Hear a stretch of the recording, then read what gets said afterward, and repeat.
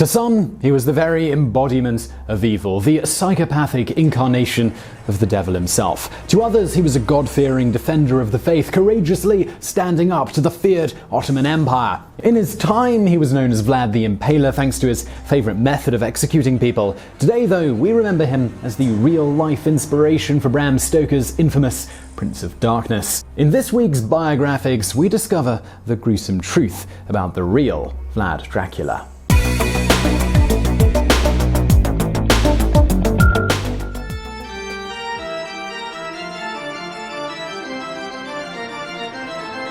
Vlad III Dracula, future Prince of Wallachia, was born in either November or December of 1431 in the northern Romanian state of Wallachia. His father, Vlad II, was to become ruler of Wallachia. In the year of his second son's birth, Vlad Sr. joined a knightly society known as the Order of the Dragon. Upon his induction, he was given the surname Dracul, which is a derivative of Drac, meaning dragon in ancient Romanian. However, in the modern Romanian language, this means devil. His son was given the name for son of Dracul, that being Dracula. The world that Vlad was born into, it was a violent one, consumed with disputes over territory and rulership. Family, name, and honor were the most important thing, something which was drummed into the boy from the start. He also understood that the goal was to push the boundaries of the empire, regardless of the cost. The Order of the Dragon, which Vlad Sr. became a part of, was committed to defending Christianity against the hated Ottoman Turks. At the time of his son's birth, Vlad II served as a guard commander in the mountain passes in Wallachia. We don't actually know who Vlad's mother was. When Vlad was born, his father was married to Princess Sinaja, but he also had a string of mistresses. Anyone could have given birth to the future Dracula. Vlad's formative years were spent in Sihi-Suara. When his father ascended to the throne of Wallachia in 1436, he brought Vlad and his younger brother Radu to live in the royal court in the capital. The boys would have been educated at home by Greek and Roman scholars who their father had brought in from Constantinople. They would have busied themselves with learning the rudiments of mathematics, geography, science, and languages, including Old Church Slavonic, German, and Latin. But their privileged upbringing was rudely interrupted when their father was ousted as ruler by a rival group who were in league with the Hungarians.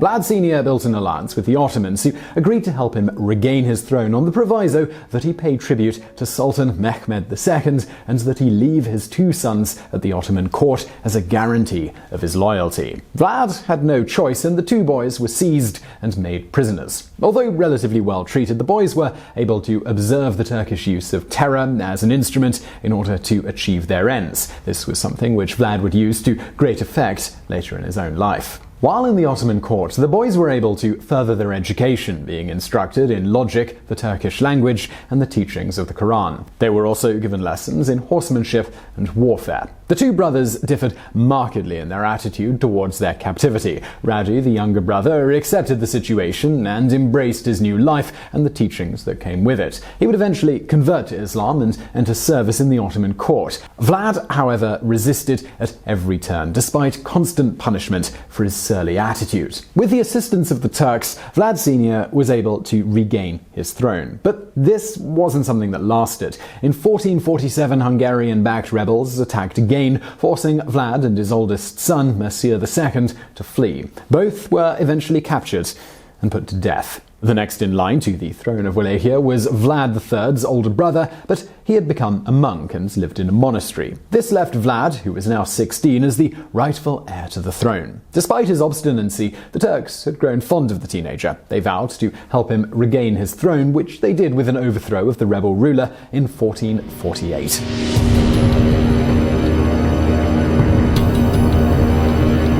As soon as the Ottomans left, however, the Hungarians were back, and within 2 months, Vlad was forced to flee to Moldova. For the next 3 years, he lived there under the protection and tutelage of his uncle, Prince Bogdan II. But when Bogdan was assassinated in 1451, Vlad again fled, this time along with his cousin, Prince Stephen. The two young men ended up in Transylvania, where they came under the mentorship of a Hungarian warrior named John Hunyadi. He was a power broker who was fiercely opposed to the Ottoman Empire. Hunyadi had originally supported the new ruler of Wallachia, a man by the name of Vladislav II, but the relationship quickly disintegrated. This was thanks largely to Vladislav's appeasement of the Turks. When Vladislav invaded and burned several villages in Transylvania, Hunyadi's patience simply gave out. He looked to the young Vlad to take back the throne that rightfully belonged to him. In the same year, 1453, the Holy Roman city of Constantinople fell to the Ottoman Turks. It now appeared as if the whole of Europe was theirs for the taking. The securing of Wallachia became more important than ever, and in 1456, Vlad led an army into the area. He met the army of Vladislav on the field of battle and ended up killing the usurper in hand-to-hand combat. With the death of Vladislav, Vlad was restored to power as the ruler of Wallachia. Over the next 6 years, he would rule with an unprecedented bloodlust that would cement his name forever in the annals of merciless monarchs.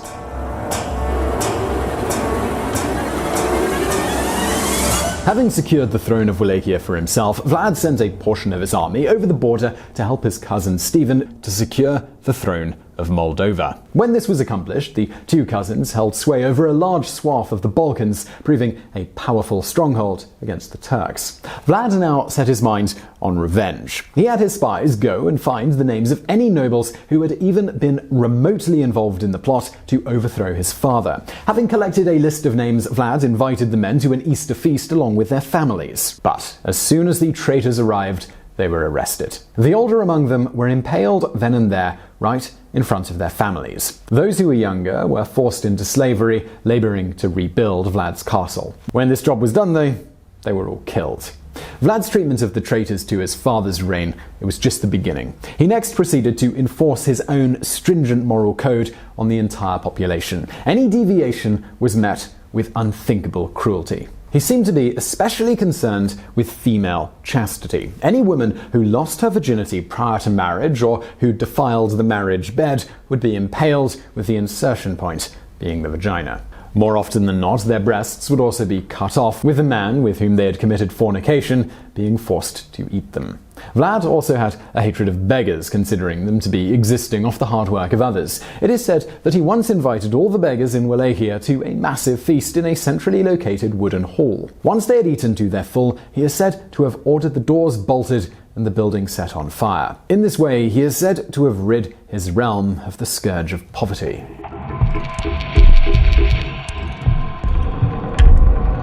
On the international scene, the Ottoman threat was becoming more ominous. In 1460, Pope Pius II held a congress at Mantua in Italy, calling for a new crusade to reclaim Constantinople and push the Ottomans back to the desert. The crusade was to last for 3 years and would be led by Matthias Corvinus. He was the son of John Hunyadi, who had been killed during an invasion of Serbia. Matthias made a tour of European kingdoms, seeking support for the enterprise. The only ruler who gave a positive response was Vlad Dracula of Wallachia. Determined to hold his kingdom safe from the Turks, he formed an alliance with Matthias Corvinus.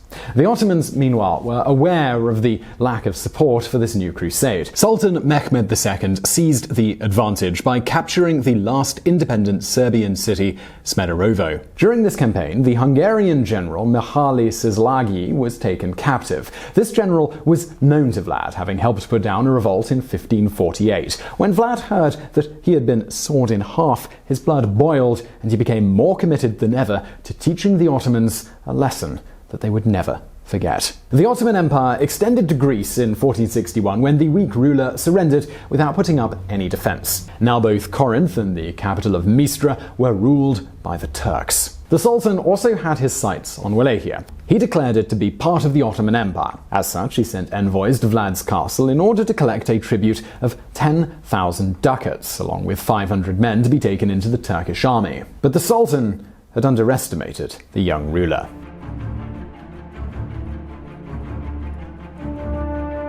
When the Sultan's envoys refused to lift their turbans as a sign of respect to him, Vlad became enraged and had his guards drive nails through their turbans and into their skulls. The incredulous Sultan responded by sending his army across the Danube in order to seize the men and bring them back to become a part of his army. Vlad sent his forces to the area to grab any Turks that could be found. They were soon impaled on red-hot stakes. Towards the end of 1461, Vlad wrote to the Sultan informing him that he could not afford to pay a tribute, but that he was coming to Constantinople and was ready to negotiate. Mehmed was aware that Vlad had already aligned himself with the crusade, so he decided to take the Wallachian ruler, who had dared to murder his envoys, by force. He sent one of his generals along with 1,000-strong cavalry to meet with Vlad with the intention of ambushing him. But Vlad got wind of the plan and put into operation his own ambush. As the approaching Turks were negotiating their way through a narrow traverse, Vlad and his army they attacked. It has been reported that Vlad's attack was one of the first instances where gunpowder was used, apparently to deadly effect. The Turks were killed, with many of them suffering Vlad's favorite torture, and that was of course impalement. With his blood now up, Vlad took his army across the Danube River, where they attacked Ottoman-controlled areas in Bulgaria between Serbia and the Black Sea. Vlad would go in advance to fortify towns and use his skills in the Turkish language to encourage the guards to open the gates. Then his army would pour in from over the horizon. Vlad would then go into a killing frenzy, slaughtering every Turkish man, woman or child he could find. Over a period of 2 weeks, he led his army over an area of 500 miles, killing around 23,000 people. In February of 1462, Vlad wrote in glowing terms to Matthias Corvinus about what he had accomplished. It read, "I have killed peasant men and women, young and old, who lived at Oblitsitsa and Novosello, where the Danube flows into the sea, up to Rahova, which is located near Chilia, from the lower Danube to such places as Samovit and Gigen. We killed 23,884 Turks, without counting those whom we burned in homes, or the Turks whose heads were cut by our soldiers. Thus, your highness, you must know, I have broken the peace." An outraged sultan ordered his Grand Vizier, Mahmud, with 18,000 troops to destroy a port in Wallachia called Brela. This force was intercepted by Vlad and his 30,000-strong army. The Turks were utterly defeated, with only 8,000 of them surviving. These quick-fire victories garnered Vlad a heroic reputation throughout Europe. Even the Pope praised him. At the same time, his reputation as the Impaler King served to intimidate the Turkish people, many of whom fled the European part of the Ottoman Empire for Anatolia. In response to the slaughter and the fear that Vlad had caused amongst his people, Sultan Mehmed abandoned his campaign in Greece and turned his full attention to the Vlad problem. He gathered an army of 150,000 people with the sole mission of finding and killing Vlad. The Sultan had already promised the rulership of Wallachia to Vlad's younger brother Radu. With himself at the head, the Sultan set out to find and kill Vlad the Impaler.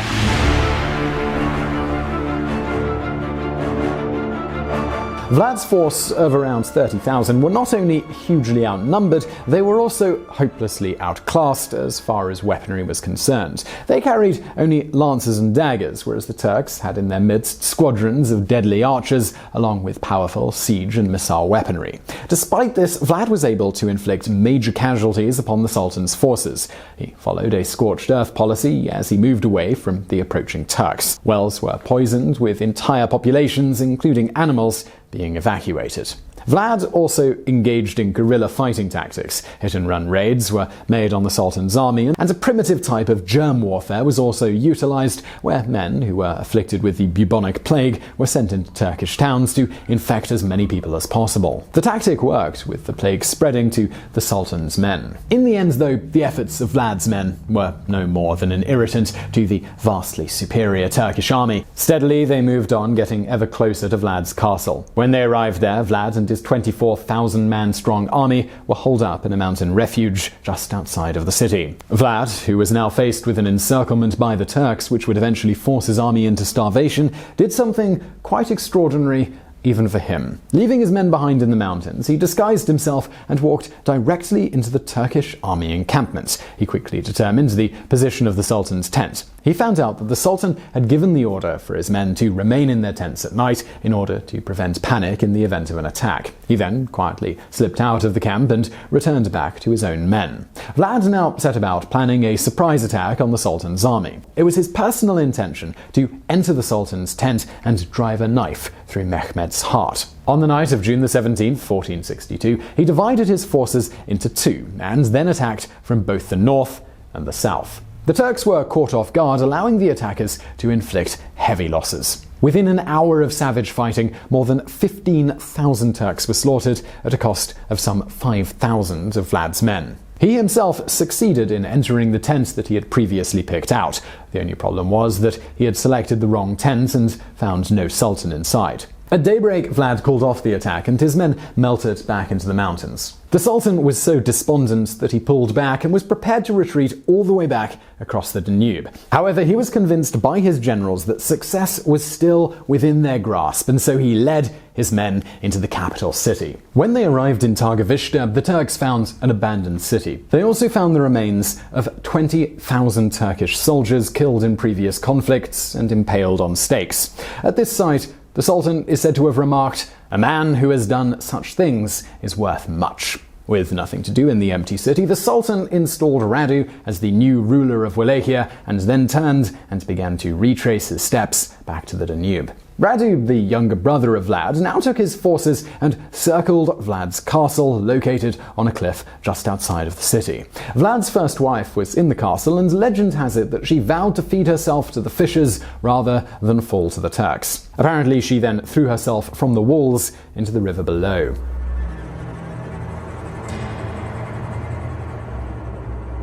Radu now set about solidifying his position. Meanwhile, the Sultan had taken his army away to Brela, where the town was destroyed and hundreds were killed. Vlad knew that he had to regroup and gather a larger force if he was to have any chance of regaining control of Wallachia. He made his way to Hungary, where he sought the help of his ally, Matthias Corvinus. Matthias appeared to give his support, even making battle plans with Vlad. However, Corvinus had secretly turned against his old ally. He organized a plan to ambush Vlad, and the Impaler was taken as his prisoner. The reason for Matthias's change of loyalty has been debated now for centuries, with the consensus being that he wanted to become Holy Roman Emperor and knew that an end to hostilities with the Turks was needed before that could become a reality.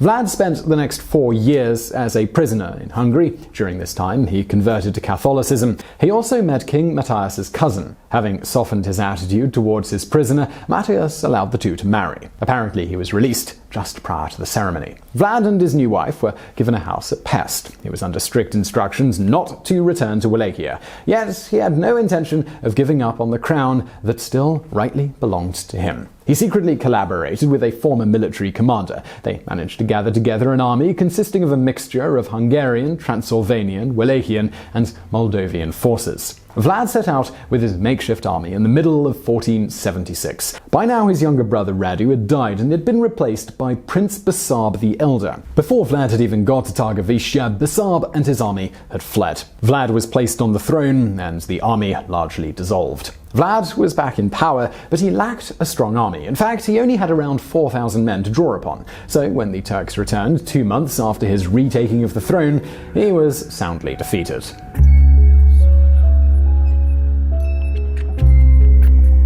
The exact details surrounding Vlad's death are a matter of some debate. Most scholars agree that he was killed while fighting the Turks in early 1477. A contemporary Turkish chronicler recorded that the Turks killed and decapitated him, sending his head back to Constantinople. There it is said to have been preserved in honey and put on display so that everyone could see that the dreaded Impaler was really finally dead. It is estimated that Vlad's legacy of execution methods included more than 20,000 impalements, 5,000 beheadings, 10,000 burnings at the stake, 10 Turks who had nails driven through their turbans, and at least one who was boiled alive and then cannibalized. Yet, in his home country of Romania, Vlad is seen as a hero. He is an important national figure, a God-fearing stalwart who stood up to the Ottoman Empire. Well, I guess it all depends on your perspective.